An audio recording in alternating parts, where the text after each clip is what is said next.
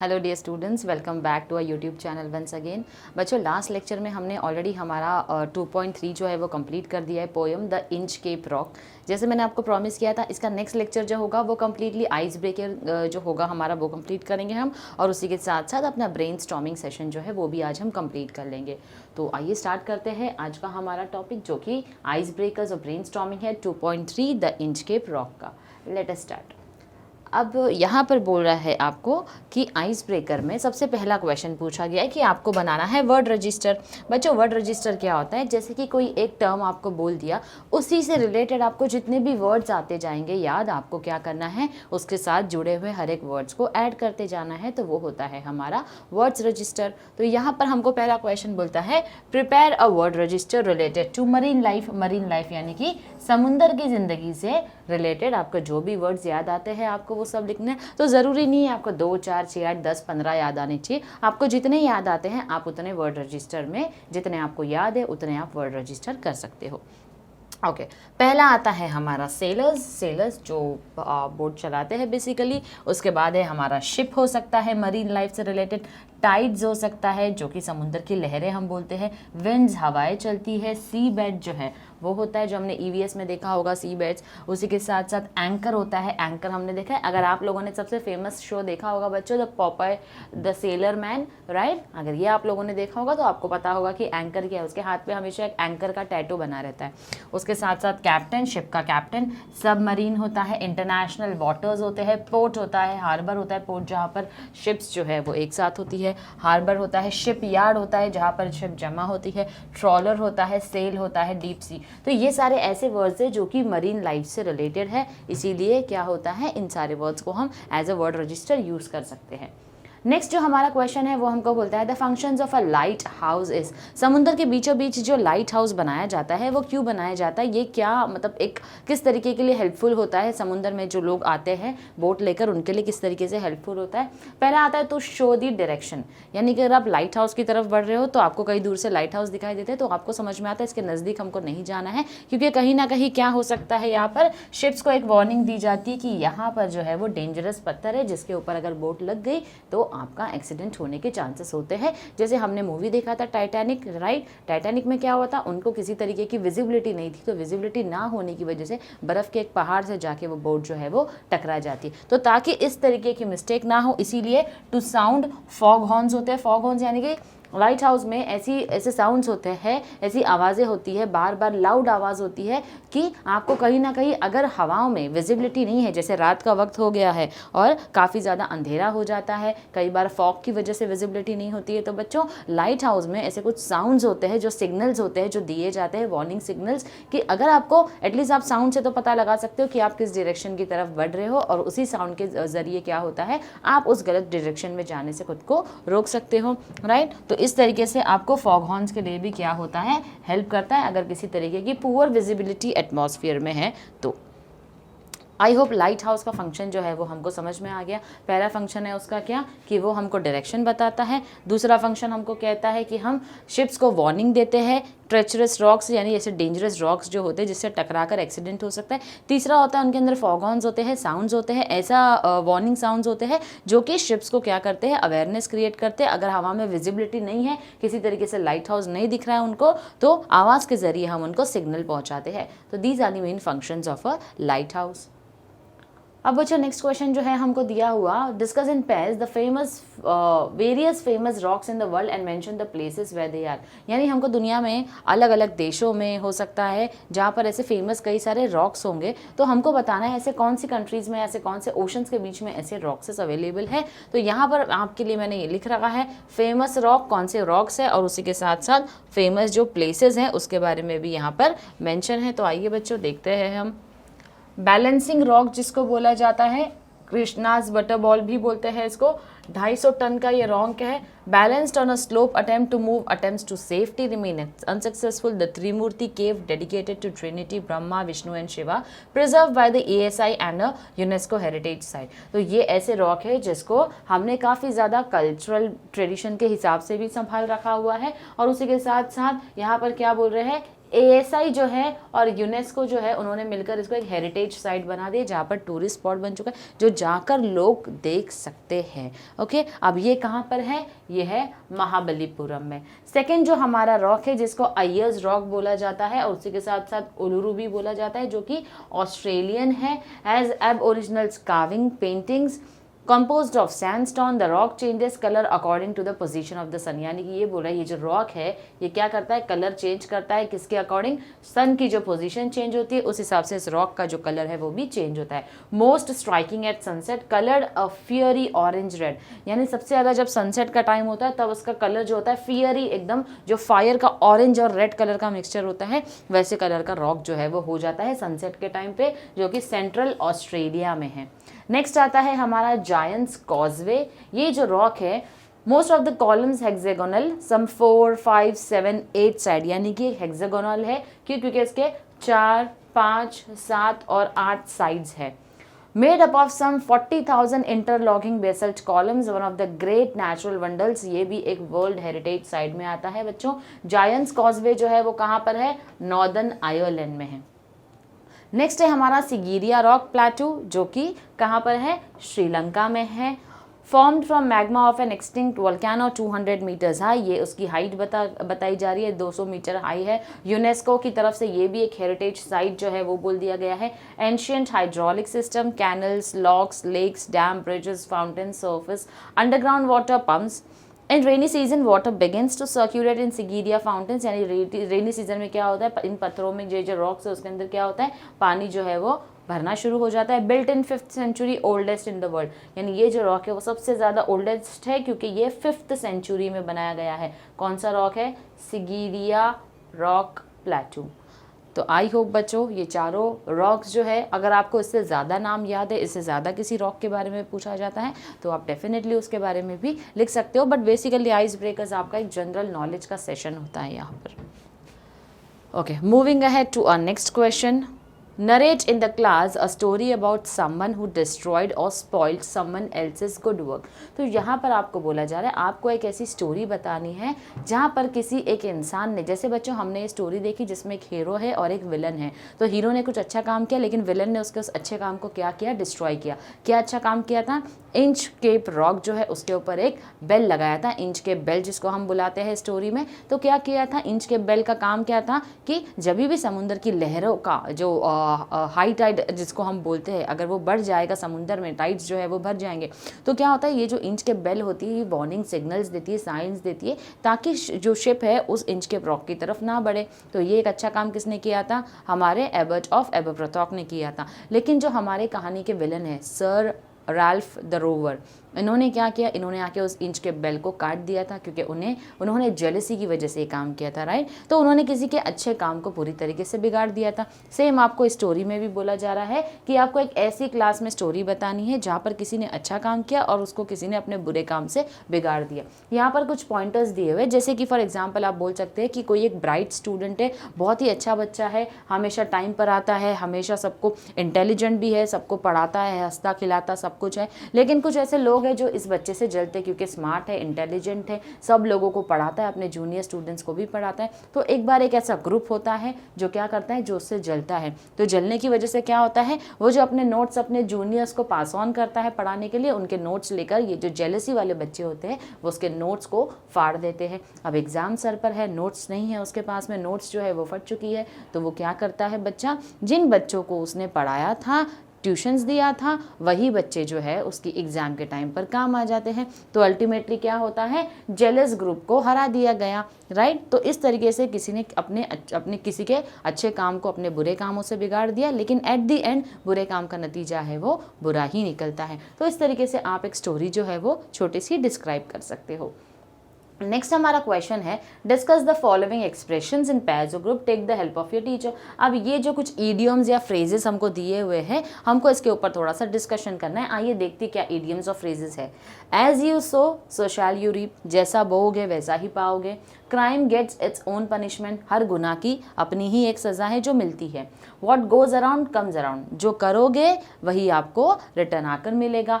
Tit और tat, actually tit for tat होता है, यहाँ पर एक टाइपिंग एरर है, टिट और टैट नहीं, टिट फॉर टैट होता है, जो जैसी करनी वैसी भरनी, और digs a pit for others but falls into the same, यानी जो लोग किसी और के लिए गड्ढा खोदते हैं वो खुद ही उसके अंदर गिर जाते हैं। बच्चों ये सारे ईडियम्स और फ्रेजेस देखकर कहीं ना कहीं हमको क्या समझ में आता है, यहाँ पर ये सारे के सारे एक ही मीनिंग है, जो एक ही मैसेज जो है वो कन्वे करते हैं कि जो भी आप काम करते हो अच्छा करोगे अच्छा मिलेगा, बुरा करोगे बुरा मिलेगा। If the intentions are good the person will benefit from the rewards. अगर आपके इंटेंशन अच्छे है, आपकी नीयत अच्छी है, तो आप जो भी काम करोगे आपको उसके बदले में उसका रिवॉर्ड अच्छा मिलेगा। और अगर आप कुछ खराब करते हो, एविल करते हो, कुछ शैतानों वाला काम करते हो, तो डेफिनेटली आपको उसकी पनिशमेंट मिलनी ही है। तो बच्चों ये था हमारा आइस ब्रेकर इस इंचकेप रॉक का। अब हम स्टार्ट करेंगे हमारा ब्रेनस्टॉर्मिंग सेशन।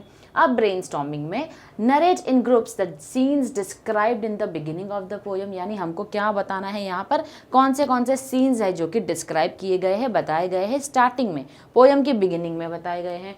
तो क्या बताया गया है हमको यहाँ पर, अ क्लियर काम सी एट डे। बच्चों अगर आपके सामने टेक्स्ट बुक आप ओपन रख कर देख सकते हो तो आपको पता चलेगा कि समुंदर के बारे में, उसके एटमॉस्फेयर के बारे में, जैसे मैंने आपको बताया था फर्स्ट 3 स्टैंजाज में ऑलमोस्ट उसके एटमॉस्फेयर के ऊपर ही बात हुई है, जहाँ पर किसी भी तरीके का कोई शोर नहीं था, सी जो है वो क्वाइट था, शिप जो है वो स्टिल थी, स्टिल यानी कि समुंदर के बीचों बीच रुकी हुई थी, वो हिल नहीं रही थी क्योंकि वेव्स जो है, जो टाइड्स जो है वो इतनी ज़्यादा हाई नहीं थी। Wind is not blowing the sails unmoving, यानी कि हवाएं नहीं चल रही थी बिल्कुल भी। उसी के साथ साथ waves do not move the bell, यानी कि जो क्योंकि इतनी ज़्यादा लहरें नहीं थी, इतनी ज़्यादा टाइड्स नहीं थी, हाई टाइड नहीं था, इसलिए जो इंच के बेल भी थी वो उसकी भी किसी तरीके से साउंड नहीं आ रहा था। All this point in first 3 stanzas to a quiet sea and calm weather one morning in spring, यानी कि कौन से वेदर की यहाँ पर बात हुई थी, स्प्रिंग करके एक वेदर होता है हमारा, उसकी बात चल रही है यहाँ पर। स्प्रिंग के सीजन में क्या होता है, बेसिकली समुंदर का जो माहौल था, एटमॉस्फेयर था, वो पूरी तरीके से शांत था। तो ये हमारे फर्स्ट 3 स्टैंजाज में बताया गया है। नेक्स्ट आता है हमारा कंप्लीट द फॉलोइंग स्टेटमेंट। अब ये स्टेटमेंट में हमको क्या बताया गया है, Abbot of Aberbrothok placed a bell on the Inchcape rock. अब एबर्ट ऑफ एबरब्रथॉक जो थे उन्होंने इंचकेप रॉक के ऊपर बेल जो है वो लगाई थी। क्यों लगाई थी उन्होंने bell, because he wanted to warn the ships to steer clear of the dangerous rock when it was submerged during the surge of waves, यानी कि उनको एक वार्निंग देनी थी उन शिप्स को या उन बोट्स को जो आती है समुंदर में, लेकिन क्योंकि हवाएं ज़्यादा तेज़ चल रही होती है या फिर समुंदर में वाटर का लेवल बढ़ जाता है तो उनको पता नहीं चलता है कि इंचकेप रॉक कहाँ होगा। तो उसी चीज़ को बताने के लिए, वार्निंग सिग्नल देने के लिए उन्होंने क्या किया था, इंचकेप बेल जो है वो लगा दी थी। The mariners were grateful to the Abbot of Aberbrothok. जो मरीनर्स थे, जो बोट्स लेकर, शिप्स लेकर आया करते थे समुंदर में, वो लोग बहुत ही ज़्यादा थैंकफुल थे। किसको थैंक यू बोलते थे और किसको दुआएं देते थे, हमारे एबर्ट ऑफ एबरब्रथॉक जो कि इस पोयम के हीरो है। अब क्यों ऐसा होता था, क्यों वो लोग थैंकफुल थे इतने, आइए देखते हैं। There was a dangerous sandstone reef near the Scottish coast known as Inchcape Rock, यानी कि एक डेंजर सैंडस्टोन था पानी के अंदर जो कि हमारा इंचकेप रॉक है। The Abbot of Aberbrothok had placed a buoy, buoy जैसे मैंने आपको बताया था बच्चों लास्ट टाइम, एक फ्लोटिंग ऑब्जेक्ट है जो कि यूज़ किया गया है, जिसके ऊपर इंच के बेल जो है वो बांधकर क्या किया गया है, लगा दिया गया है। तो ये एक फ्लोटिंग ऑब्जेक्ट है और उसी के ऊपर एक बेल लगाकर उन्होंने क्या किया, पानी में छोड़ दिया। When the waves were high and the rock was flooded over, the sailors missed spotting the rock. जब समुंदर में बहुत ज़्यादा तेज़ लहरें चलती है और उसी के साथ साथ रॉक वॉज फ्लडेड ओवर, जब बच्चों पानी का लेवल बढ़ जाता है ना, तो पानी के नीचे एकदम डीप हमको दिखाई नहीं देता है कि किसी तरीके का रॉक है या नहीं है। और स्पेशली रात के टाइम पे सबसे ज़्यादा प्रॉब्लम होती है क्योंकि अंधेरा होता है, राइट। तो वो सबसे बड़ा रीज़न है कि सेलर्स जो है वो रॉक का पता नहीं लगा पाते हैं। इसीलिए बेल को क्या कर दिया गया था, फिक्स कर दिया था बॉय के ऊपर, which kept ringing and thus warned the mariners to bypass the submerged rock। तो कि ये बेल का क्या काम था, वार्निंग देने का काम था। किनको, उन मरीनर्स को जिनको नहीं पता था कि यहाँ पर इंचकेप रॉक, एक डेंजरस रॉक जो है वो एग्जिस्ट करता है। Many a ship and its men was saved because of the bell and the mariners blessed the abbot for saving their lives। अब डेफिनेटली ये बेल का क्या रोल था, लोगों की जान बचा रहा था, क्योंकि अगर इंचकेप रॉक से कोई भी शिप टकरा जाएगी तो एक्सीडेंट होने के चांसेस है, राइट, और किसी की जान भी जा सकती है। तो किसी की जान नहीं गई, अगर आपकी कोई जान बचाता है, कोई लाइफ सेव करता है, तो डेफिनेटली आप भी उसको थैंक यू बोलते हो, you are grateful to that person, आप दुआएं देते हो। इसलिए एबर्ट ऑफ एबरब्रथॉक के लिए भी मरीनर्स जो थे वो काफ़ी ज़्यादा ग्रेटफुल थे और थैंकफुल थे। Next, the result of the thick hedge that covered the sky was that the sellers could not see the sun in the sky and did not know where they are। अब ये जो hedge, ये जो हवा में थोड़ी सी नमी आ गई थी जिसको हम मिस्ट कहते हैं, तो ये नमी आने की वजह से क्या हो गया था, सन जो है वो दिखाई देना बंद हो गया था। अब सूरज नहीं दिखेगा मतलब अंधेरा होने के चांसेस ज़्यादा हो जाते हैं। जब सूरज नहीं है डेफिनेटली अंधेरा हो जाता है, तो उसकी वजह से क्या होता है, उसका रिजल्ट क्या होता है, sailors could not see the sun in the sky and did not know where they are, और इसीलिए उनको नहीं पता होता है कि हम कौन सी डायरेक्शन में, कौन सी दिशा में जा रहे हैं जब अंधेरा हो जाता है तब। Next, the rover in frustration pulled his hair and cursed himself. अब रोवर जो है, जो हमारा विलन है इस पोयम का, वो अपने बालों को नोचता हुआ अपने आप को कर्ज कर रहा है, बददुआएं दे रहा है। तो ये क्यों करता है वो?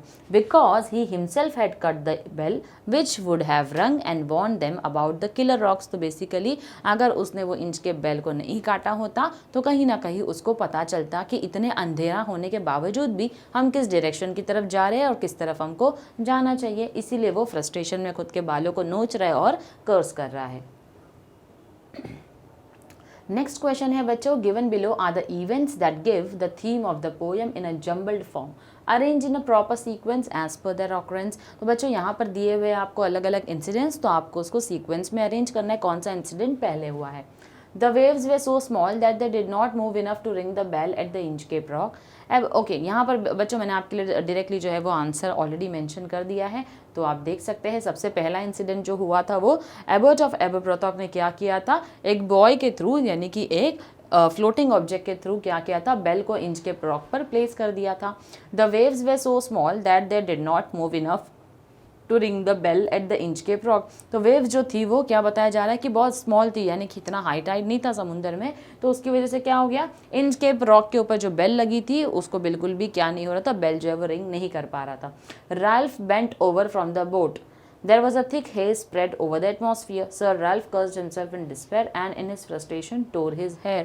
Right? तो इस तरीके से सारे इंसिडेंट्स जो है वो सीक्वेंस में आपको लिखने हैं। Okay, describe the qualities of the Abbot of Aberbrothok in your own words. अब हमको क्या बताना है, इनकी क्वालिटीज बतानी। एक तो है बेनोवेलेंट, दूसरा है बिग हार्टेड, फिर है cared for the safety and lives of sailors, concern for the ships and cargo at sea, humanitarian यानी कि इंसानियत। तो ये सारी क्वालिटीज जो है वो किसके अंदर थी, द एबर्ट ऑफ एबरब्रोथॉक।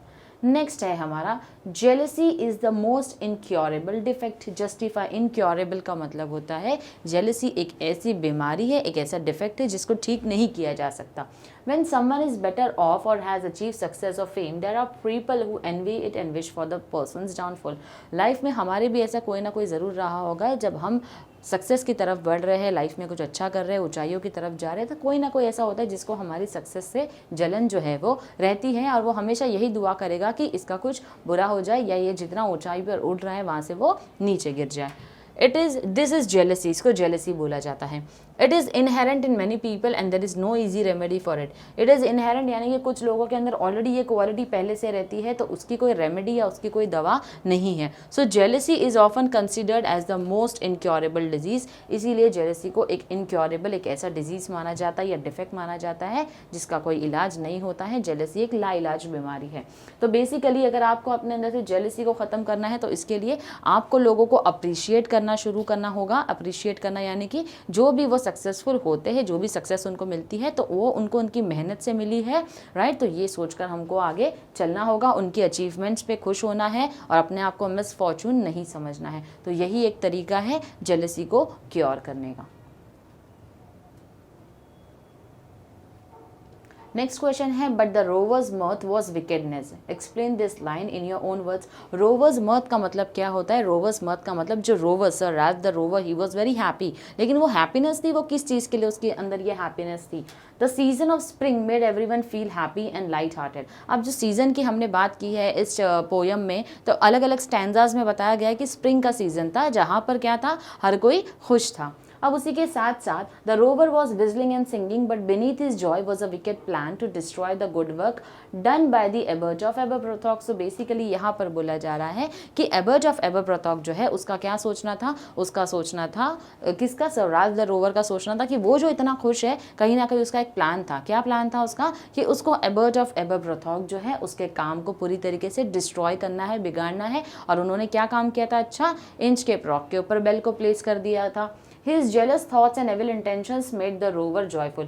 और क्योंकि उसके दिमाग में ये शैतानी इंटेंशंस चल रहे थे इसलिए वो और ज़्यादा खुश हो रहा था। इसलिए बोला गया the rover's mirth was wickedness, यानी ये जो उसकी खुशी थी ये शैतानों वाली खुशी थी क्योंकि उसके अंदर कुछ गलत इंटेंशंस उसके थे जो उसको कंप्लीट करने थे और जो उसने कंप्लीट किया था।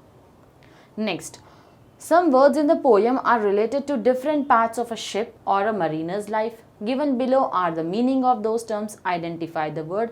अब पोयम के अंदर कुछ ऐसे शिप्स के बारे में दिया हुआ है स्टेटमेंट जो कि आपको आइडेंटिफाई करके उन वर्ड्स को बताना है। बच्चों कुछ वर्ड्स जो है ऑलरेडी आपके पोयम में दिए हुए हैं, लेकिन एक जो वर्ड है जो सबसे पहला वाला वर्ड है जो दिया हुआ है helps in steering the ship. Steering का मतलब होता है शिप का जो स्टीयरिंग होता है जिसको घुमाकर आप डायरेक्शन में चेंज कर सकते हो। आपके डाइजेस्ट में भी आपको ये जो टर्म हेल्प करके दिया हुआ है, ऑफकोर्स ये टर्म सही है बच्चों, लेकिन ये आपके डाइजेस्ट में आपकी अपनी पोयम जो दी हुई है उसके अंदर कहीं पर भी मेंशन नहीं है। इसीलिए अगर आपको पोयम से रिलेटेड स्पेसिफिकली बोला जाता है कि पोयम के अंदर वो वर्ड होना चाहिए, तो पोयम के अंदर जो वर्ड है वो वर्ड है सेल्स, SAILS। सेल्स क्या होता है बच्चों, जैसे मैंने आपको लास्ट टाइम बताया था, ये अगर आपकी एक बोट है तो इस तरीके से बोट के ऊपर जो होते हैं कुछ इस तरीके के कपड़े होते हैं जो कि क्लोथ्स होते हैं बेसिकली, जो कि हवाओं से क्या होते हैं, मूव करते रहते हैं। तो राइट, तो उसी की वो भी एक तरीके से मदद करते हैं बोट को स्टीयरिंग करने में, यानी कि आगे बढ़ाने में। तो क्योंकि उस वक्त समुंदर का एटमॉस्फेयर ऐसा था, हैप्पी एटमॉस्फेयर था कि बोट नहीं चल रही थी, वाटर लेवल ज़्यादा नहीं था, तो बोट काफ़ी ज़्यादा स्टिल थी। उसका ये जो कील वाला हिस्सा है, जो बॉटम पार्ट है, जो बेस पार्ट है, ये भी हिल नहीं रहा था। राइट, तो स्टीयरिंग जो है helps in steering the ship, तो हेल्प भी राइट है, लेकिन आपकी पोयम में ये वर्ड नहीं दिया हुआ है। तो द करेक्ट आंसर, अगर आपको सिर्फ पोयम के थ्रू जाना है तो sails would be the right answer. Next है lowest part of the ship. Lowest part of the ship बच्चों क्या होता है, कील, जो हमारे स्टैंजाज में ऑलरेडी मेंशन है। Floating object that shows direction, so buoy is the floating object.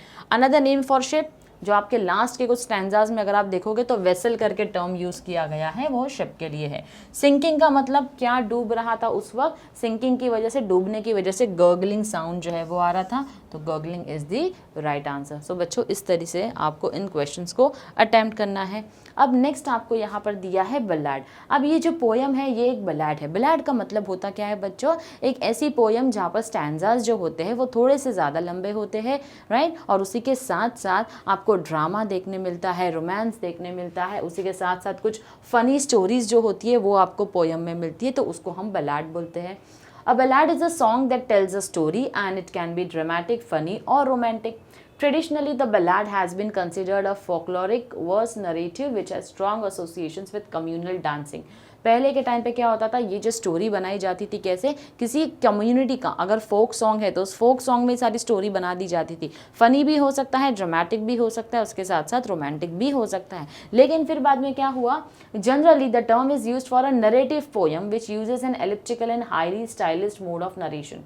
The technique of repetition with variation में play an important part in it. So basically क्या बोला गया है यहाँ पर कि पोएम्स में भी जनरली आपका बलाड जो है वो यूज़ होता है, ये जो कॉन्सेप्ट है वो यूज़ होता है। 18th century onwards, collections of folk popular ballads began to made. The form was taken up by some of the most influential poets of the late 18th century as a folkloric form of expression. कई सारे poets भी ऐसे थे जिन्होंने ballad का use करना शुरू कर दिया। Some ballads have a refrain or a repeated chorus just like a song does. कुछ बलाद जैसे हैं जो कि रिफ्रेन करते हैं, रिपीटेड कोरस जो होता है वो वापस वापस रिपीट होता है।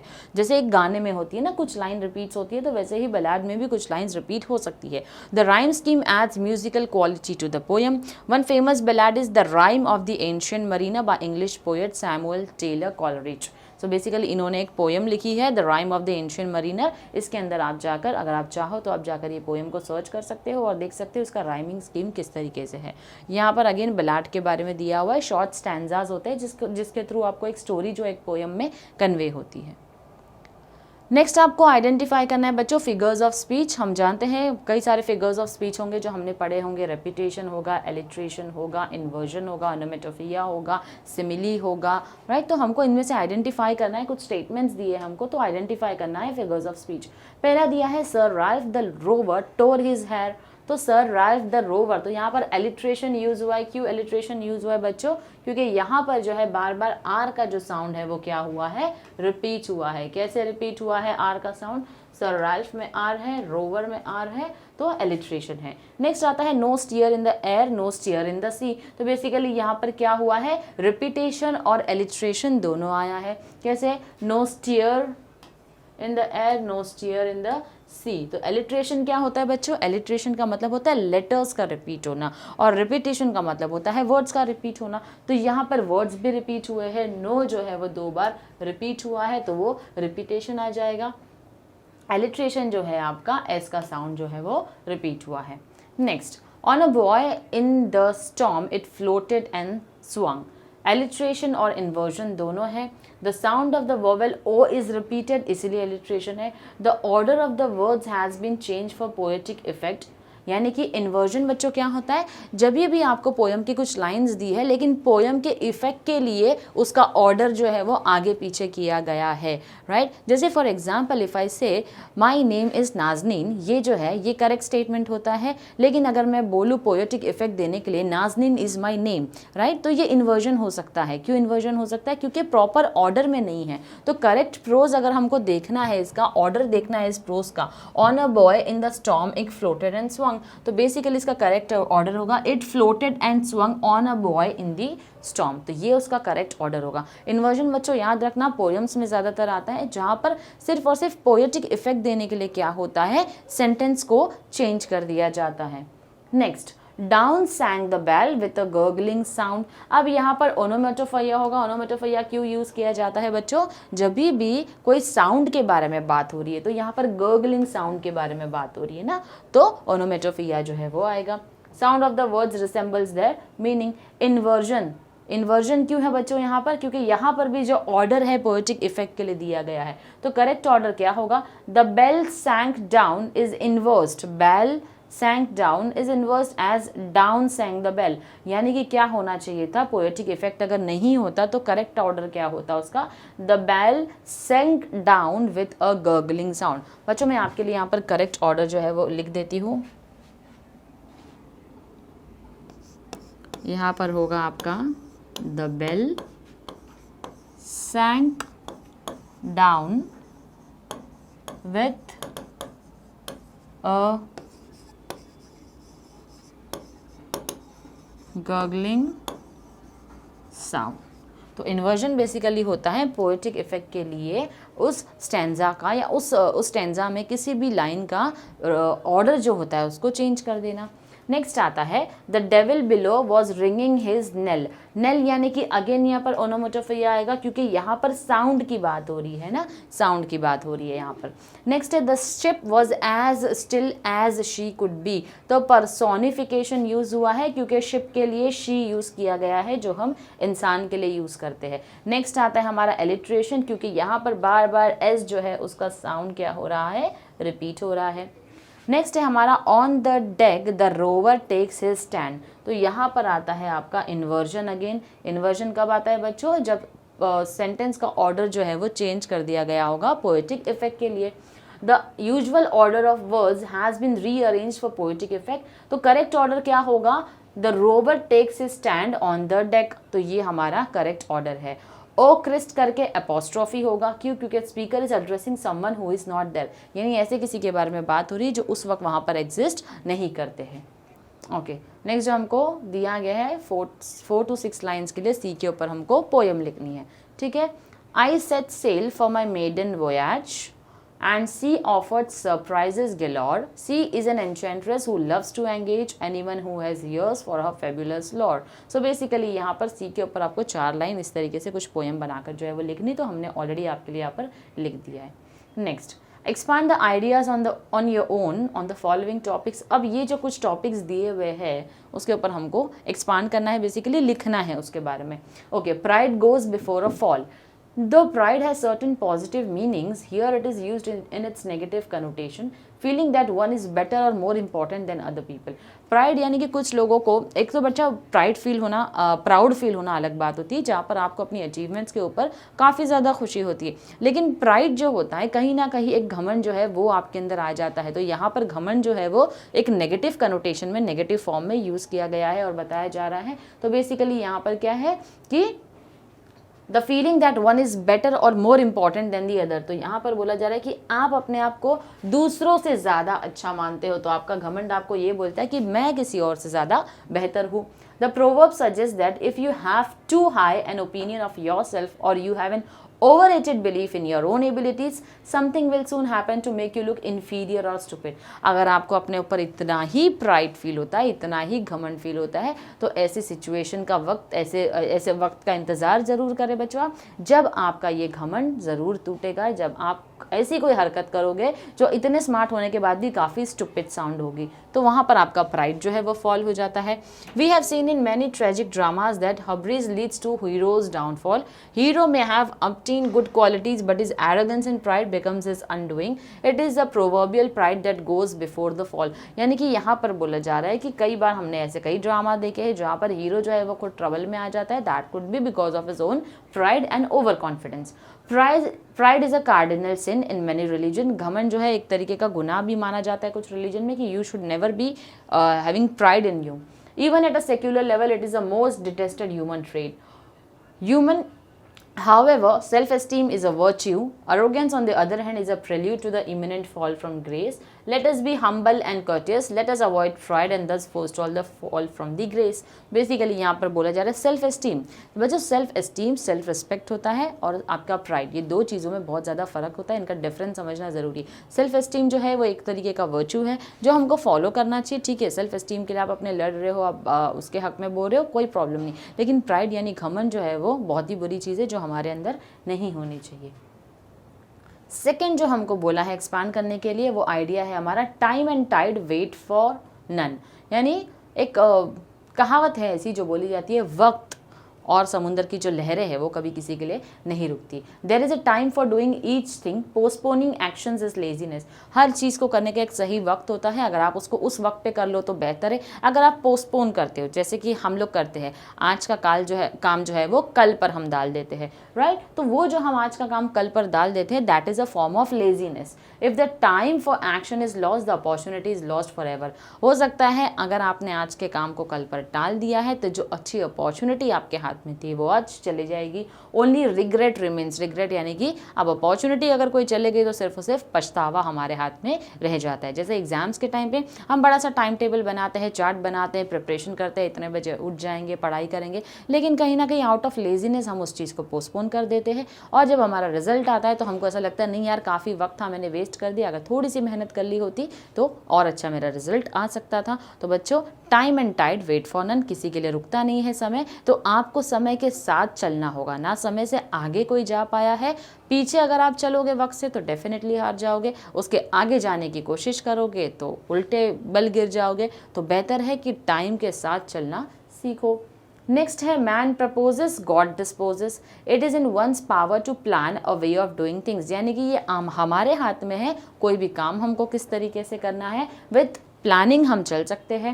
It is a smart thing to prepare in advance. किसी भी चीज़ के लिए बच्चों अगर एडवांस में आप प्रिपरेशन कर लो तो ज़्यादा अच्छा है. अभी आपको एग्ज़ाम देने जाते हो तो एग्ज़ाम देने के बाद तो तैयारी नहीं करते हो ना, उसकी एग्ज़ाम के पहले तैयारी करते हो. तो अपनी लाइफ में हर एक काम की एडवांस में प्रिपरेशन करना ज़रूरी है. In spite of planning, we may not be able to carry with the plan due to circumstances. बावजूद इसके कि कई बार हम कुछ चीज़ें प्लान कर लेते हैं लेकिन कुछ सिचुएशंस ऐसी आ जाती है जब हम प्लान के अकॉर्डिंग नहीं चल सकते हैं. We must accept the unexpected circumstances and yet go ahead by some other method. लेकिन हमेशा इसका मतलब ये है कि हमेशा ए प्लान के ऊपर मत बने रहो. अल्फ़ाबेट्स 26 है, मल्टीपल प्लान्स और मल्टीपल ऑप्शंस अपने पास तैयार हो। प्लान ए अगर काम नहीं करे तो प्लान बी आपके पास तैयार होना चाहिए। We must be flexible and find an alternative way. It is smart to always have a plan B ready. जैसे मैंने आपको बताया बच्चों, एक प्लान बी हमेशा आपके पास तैयार होना चाहिए। नेक्स्ट आता है look before you leap. Before we act one must think of the results, यानी कि कोई भी एक्शन करने के पहले उसके रिजल्ट के बारे में हमेशा हमको ध्यान में रखना चाहिए। हमारी मस्ती मजाक सब कुछ एक हद तक ठीक है, लेकिन अगर उससे हम किसी और को हर्ट कर रहे हैं तो कहीं ना कहीं वो चीज़ें हमारे पास जो हमने बोया है वही हम पाएंगे। तो कोई भी चीज़ों को, कुछ भी एक्शन को करने के पहले उसके रिजल्ट के बारे में आप सोच के रख लो। Only a fool will act without thinking of the future consequences of the present action. कोई एक ऐसा बेवकूफ़ ही इंसान होगा जो कि क्या करेगा, फ्यूचर कॉन्सिक्वेंसेज यानी फ्यूचर में उसका क्या परिणाम हो सकता है वो सोचे बिना अभी जो है वो एक्शन ले ले। If we think results are going to harm someone, one must not do that. अगर हमारे कुछ करने से किसी और को तकलीफ हो सकती है तो ऐसा काम हमको नहीं करना है। It is also a good thing to take the advice of experience or elders when taking important decision. और ज़रूरी नहीं अगर आपने अपने एल्डर्स से ही नहीं, अगर आप अपने किसी यंगस्टर्स से भी डिसीजन के बारे में, डिसीजन मेकिंग के लिए हेल्प लोगे तो बच्चों आप छोटे नहीं बन जाओगे, राइट। तो हमेशा अगर कोई डिसीजन लेना है अपने एल्डर्स की हेल्प आप हमेशा लेकर चलिए। ये था हमारे इन कुछ फ्रेजेस का मीनिंग जो आप एक्सपांड करके उनके बारे में लिख सकते हो। अच्छा, अब यहाँ पर बोला गया है the poem begins with without either sign or sound of the shock the waves flowed over the Inchcape Rock, और वो एंड होती है till the vessel strikes with a shivering shock. On the basis of these lines explain the change in mood of the poem.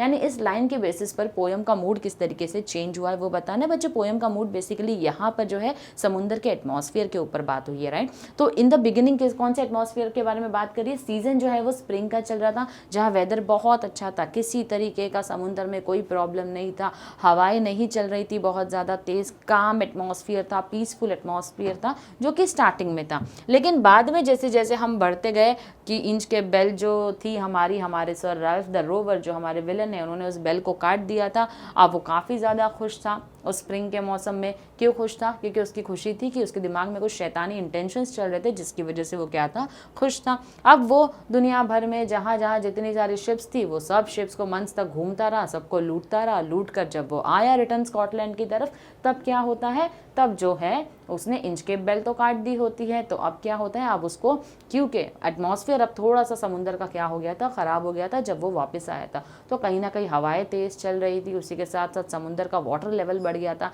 रात का time होने आया था, अंधेरा हो गया था, कुछ भी दिखाई नहीं दे रहा था। तो इस वजह से क्या हो गया, उसे डायरेक्शन का पता नहीं चला और लास्ट में बोट जो है, जो वेसल लिखा है, वो जाकर किससे टकरा गई, वो जाकर टकरा गई इंचकेप रॉक से और अल्टीमेटली उनकी बोट जो है वो सिंक हो गई थी।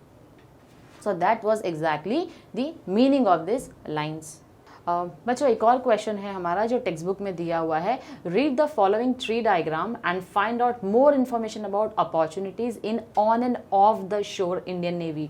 तो इंडियन नेवी में ऑन शोर और ऑफ शोर क्या क्या अपॉर्चुनिटीज़ होती है, बेसिकली यहाँ पर करियर से रिलेटेड है। बच्चों यहाँ पर आपको ऑलरेडी एक डायग्राम दिया हुआ है आपके टेक्स्ट बुक में। ज्वाइन करना है इंडियन नेवी, क्यों? क्योंकि नेशन की एक प्राइड है। उसी के साथ साथ आपको skills required for naval related job जो है वो बताना है। तो क्या क्या स्किल्स है जिसकी ज़रूरत है, rigorous training for skill development, उसी के साथ साथ है डिफेंस की स्टडी आपको आनी चाहिए, physical and mental skill training का होना भी ज़रूरी है, एटीट्यूड और टीम स्पिरिट ज़रूरी है। इसी के साथ साथ बच्चों दूसरा आपको पूछा गया है नेविगेशन एंड डायरेक्शन के लिए, करियर्स इन मर्चेंट नेवी। तो onshore and offshore क्या करियर अपॉर्चुनिटीज़ अवेलेबल है, बेसिकली एग्जीक्यूटिव लेवल से स्टार्ट होता है। उसके बाद आपका ओशन इंजीनियरिंग का ऑप्शन है, मरीन रिसर्च का ऑप्शन है, कम्युनिकेशंस का है, marine scientist, cargo management, marine archaeology. तो these are some of the on and offshore options which are available as a career. अब इसी के साथ साथ अगर बच्चों आप यहाँ देखो तो टेक्स्ट बुक में ऑलरेडी आपको वेबसाइट दी हुई है www.joinindiannavy.government.in। आप इसके ऊपर जाकर, और अगर आपको डिटेल में इन्फॉर्मेशन चाहिए तो आप उस पर वेबसाइट पर जाकर डिटेल इन्फॉर्मेशन उनकी नोट डाउन कर सकते हैं। तो बच्चों यहाँ हमारा ब्रेनस्टॉर्मिंग सेशन जो है वो कंप्लीट होता है। I hope you like the lecture. Stay tuned to our lectures, do like, share and comment. Thank you very much.